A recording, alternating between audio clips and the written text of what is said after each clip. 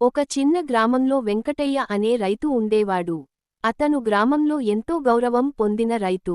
తన పొలంలో పంటలు సాగించడం, వాటిని సక్రమంగా పెంచడం ఇతనికి జీవనోపాధి. ప్రతిరోజూ బాగా పనిచేసేవాడు. వాడి జీవితంలో సంతోషం లేకపోయినా, అనేక కష్టాలు ఎదురైనా, అతను మాత్రం తన వృత్తిలో ఉన్న ఆనందాన్ని అనుభవించేవాడు. కాని, ఒక సంవత్సరం, ఏకంగా 3 నెలలు వర్షాలు లేకపోవడం వల్ల అతని పంటలు భయంకరంగా పొరబడ్డాయి. పొలంలో జలమార్గం ఉండకపోవడంతో, తను పెట్టుకున్న కష్టాలు కనిపించకుండా పోయాయి. సూర్యుడు వేడి పెంచి, ఆ వాడి కష్టాలను మరింత పెంచి పారిపోయాడు. వెంటనే వెంకటయ్య మళ్లీ శ్రమ ప్రారంభించాడు. అయినా ఈసారి పరిస్థితులు ఆయనకు చాలా అడ్డంకిగా మారాయి. పొలాలు అరకొరగా మారిపోతున్నాయి. పశువుల ఆహారం అందకపోవడంతో అవి చెల్లాచెదురుగా మారాయి. వెంకటయ్యను చూసి అతని భార్య కొంచెం నలిగిపోయింది.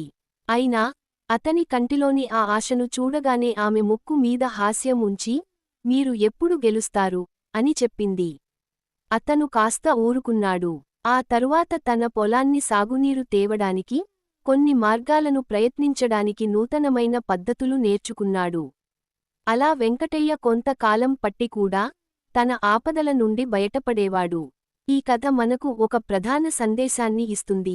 రైతు, ఎంత కష్టపడినా కూడా, తన పంట, తను కోరుకున్న జీవితం మధ్య నిరంతరం పోరాడిపోతాడు. ఎప్పుడూ ఆశ పోకుండా, గమనించి పోవడమే అతని ధైర్యం. అప్పుడు అన్నింటికీ ఒక మంచి సమయం వస్తుంది. ఈ కథ మనం కష్టాలలో ఉన్నప్పటికీ, ఆశను అలవర్చుకొని ముందుకెళ్లాలని పట్టించడం.